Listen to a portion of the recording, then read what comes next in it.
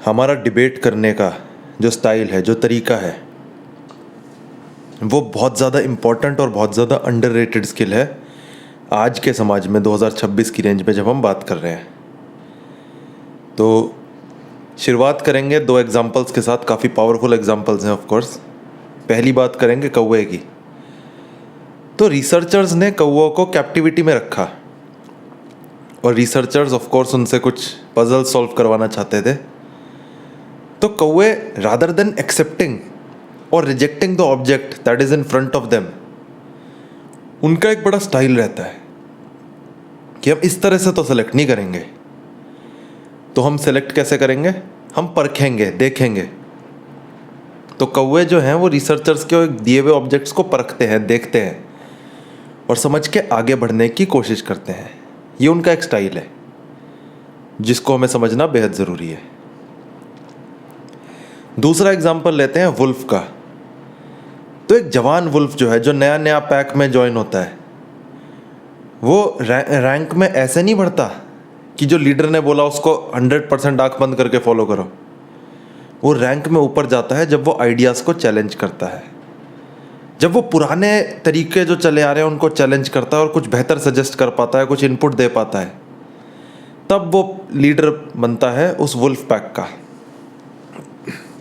तो ये दो एग्जाम्पल्स काफ़ी पावरफुल है ये समझाने के लिए कि आइडियाज़ को चैलेंज करते रहना समय समय पर बेहद ज़रूरी है, स्पेशली 2026 की रेंज में। आज हम जिस समाज में रह रहे हैं उस समाज के हिसाब से बात अगर करें तो इसमें पहला पॉइंट आता है कि आपका जो आइडिया है उसको टेस्ट कैसे करेंगे। आप जो सोच रहे हैं, आपने जो बिलीफ अपने दिमाग में सेट किया हुआ है, वो कितना सच है कितना झूठ है, उसको टेस्ट करने के लिए डिबेट करनी पड़ेगी, डिस्कशन में आना पड़ेगा। अगर थोड़ी देर भी आपका आइडिया नहीं टिक पा रहा तो यानी आपका आइडिया कमज़ोर है, आपको समझ आ गया, उस आइडिया को छोड़ देना है। दूसरा ये है कि आपका आइडिया अच्छा है, सामने वाले का आर्ग्यूमेंट आपने सुना, उसे लॉजिकली टेस्ट करने की कोशिश करी और उसके बाद वो टेस्ट से पास हो गया, तो उसमें आपका फ़ायदा है कि आपका आर्ग्यूमेंट तो बहुत ज़्यादा स्ट्रॉन्ग हो गया।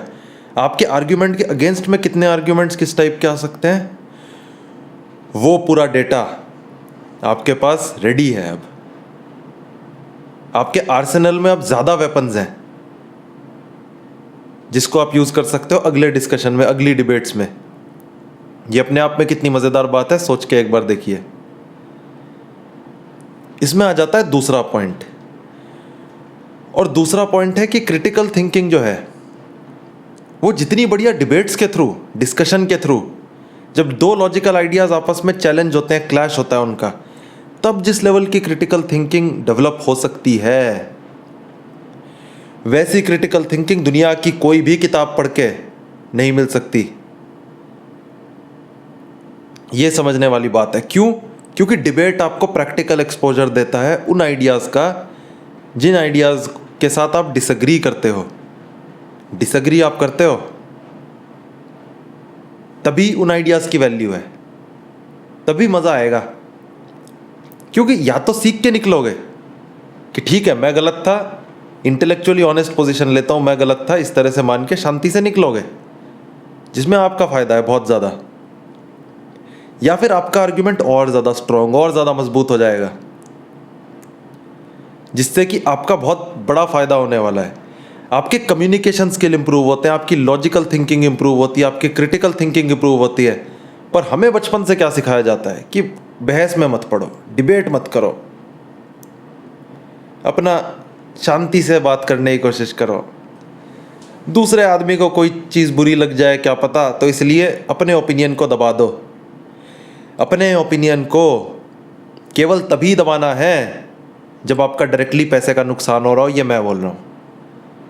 अगर आपके पास पैसा खोने को है किसी कॉन्वर्सेशन में, कि अगर आप अपना राइट ओपिनियन रख दोगे तो पैसे का नुकसान हो जाएगा, 1000 रुपये का, 2000 रुपये का, तो अपना ओपिनियन मत रखो। पर अगर पैसे का नुकसान नहीं हो रहा, सिर्फ थोड़ी सी रेपुटेशन जा रही है, और वो भी फ्रेंड ग्रुप के बीच में, वो भी कुछ क्लासमेट्स के बीच में, वो भी कुछ कलीग के साथ, तब तो यार अपने पॉइंट्स को रख सकते हो। सेफ एनवायरनमेंट है। ज़्यादा से ज़्यादा क्या होगा, आपकी दोस्ती ख़राब हो जाएगी, हो जाने दो। ऐसी दोस्ती का कोई फायदा नहीं, ऐसे लोगों के साथ दोस्ती का कोई फायदा नहीं जो काउंटर पॉइंट सुनने के लिए अग्री ही नहीं है, राजी ही नहीं है। जो सीखना नहीं चाहते उनको हटा दो। उसके बाद बचेंगे वो लोग जो कि इंटेलिजेंट होंगे। ये एक सोचने वाला पॉइंट है। तो क्रिटिकल थिंकिंग इंप्रूव करने का फास्टेस्ट तरीका है कि बढ़िया हाई क्वालिटी कॉन्वर्सेशंस में पढ़ना। ये एक बड़ा समझने वाला पॉइंट आ जाता है। अब बात कर लेते हैं तीसरे पॉइंट की कि ये डिबेट का फियर आ कहां से रहा है कि मैं अपना ओपिनियन ना दूं, सामने वाले का बेकार आइडिया एक्सेप्ट कर लूं। ये आ कहां से रहा है, इसका रूट कॉज क्या है? पहला तो मैंने बताया अपब्रिंगिंग, कि बचपन से हमें कुछ सिखाया जाता है जो कि सच नहीं है। सच तो है नहीं, पर वो हमारे दिमाग में डाला गया, इसलिए हम परेशान होते हैं। ये एक क्लियर पॉइंट है। पर इसमें दूसरा पॉइंट है कि फियर ऑफ सोशल रिजेक्शन, कि ऐसा ना हो कि हमें समाज से बाहर कर दिया जाए। लेकिन ऐसा होता नहीं है। ये पुराना जमाना नहीं है कि आप कबीले में 10 लोगों के साथ रह रहे हो। समझने वाला पॉइंट है। आज दुनिया काफी बड़ी है, 8 बिलियन की पॉपुलेशन ऑलरेडी हो रखी है। और पॉपुलेशन इतनी बड़ी है, उसमें से आपको सबके साथ दोस्ती करने की जरूरत नहीं है, ना सबको अपने समाज में इंक्लूड करने की जरूरत है। समाज में केवल उनको इंक्लूड करना है जो कि या तो आपकी विचारधारा से अग्री करें, या फिर उनके साथ कॉन्वर्सेशन करके आपको कुछ सीखने को मिले।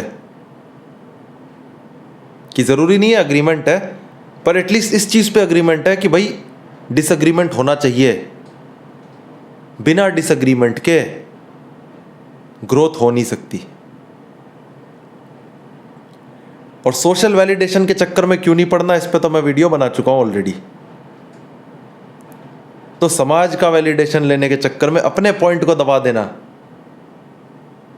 बहुत ही अपने साथ ज्यादती है, अपने साथ नाइंसाफी है। कि मेरा विचार कुछ है, मैं प्रेजेंट कुछ कर रहा हूं, क्यों? क्योंकि मुझे सामने वाले को खुश करना है। डिबेटिंग 2026 की रेंज में बहुत ही अंडररेटेड स्किल है, बहुत कम लोग इस पे फोकस कर रहे हैं। पब्लिक स्पीकिंग, दुनिया को अपीज करने में दुनिया लगी है,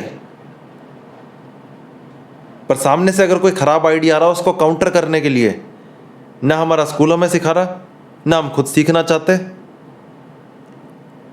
ना फॉर्मल तरीके से उतना ज़्यादा एक्सपोजर इस चीज़ पे है। जो स्कूल के डिबेटिंग प्रोग्राम्स है उनकी क्या क्वालिटी है, don't even get me started on that. बिल्कुल घटिया पैथेटिक क्वालिटी की डिबेट्स होती हैं। वहां पे टीचर डिसाइड कर रहा होता है कि बच्चा फॉर में बोलेगा कि अगेंस्ट में। मतलब कितनी मूर्खतापूर्ण बातें हैं। ऑर्गेनिक डिबेट तो हो ही नहीं रही, क्योंकि असली मजा ही ऑर्गेनिक डिबेट में है। अमेरिका के इलेक्शन हमें क्यों बढ़िया लगते हैं? क्योंकि प्रेसिडेंट्स आपस में डिबेट करते हैं और उस डिबेट को पूरी दुनिया देखती है और दुनिया उस हिसाब से डिसाइड कर लेती है अपने हिसाब से। क्या हो कि अगर इंडिया में मोदी और राहुल गांधी की डिबेट हो जाए, कितना मजा आए भाई। जिसमें दम है वो डिबेट में जीते, या जीते ना भी तो उसके आइडियाज प्रेजेंट हो जाए सामने, और दोनों साइड से आइडियाज प्रेजेंट, और जनता उसको लाइव टेलीकास्ट पे देखे, अनस्क्रिप्टेड हो। तो जनता के लिए कितना आसान हो जाएगा अपना नेता बढ़िया तरीके से चूज करना। कितनी सोचने वाली बात है। पर नहीं, हमें तो समाज में बस हर किसी को खुश करना है, ऐसे हाथ जोड़ के मूर्खतापूर्ण बातें। तो डिबेट करने से डरना नहीं, खुद को कौवे की तरह बनाना है कि हर एक आइडिया को ठोक पीट के टेस्ट करके देखना है। और अगर वो टेस्ट से पास नहीं हो रहा तो या तो अपना आइडिया बदल लो, या सामने वाले के आइडिया को रिजेक्ट कर दो। पर सामने वाले को खुश करने के लिए कभी कुछ मत करो, अगर पैसे का नुकसान नहीं हो रहा तो। नुआंस है, नुआंस अगर नहीं पकड़ पाओगे तो दिक्कत आएगी। पैसे का नुकसान हो रहा हो तो झूठ बोलो, एथिकल तरीके से जितना झूठ बोल सकते हो बोलो, जितना सामने वाले को अपीज कर सकते हो कर लो, अगर पैसा लूज करने को है तो। Otherwise always be up for a debate. Logical thinking अपनी बेहतर करनी है, क्रिटिकल थिंकिंग बेहतर करनी है, बढ़िया तरीके से सोचना है और अपने आप को बेहतर इंडिविजुअल की तरह प्रेजेंट करना है। वीडियो अच्छी लगे तो वीडियो को करें लाइक, चैनल को करें सब्सक्राइब, अपने विचारों को कमेंट्स में डालें। धन्यवाद।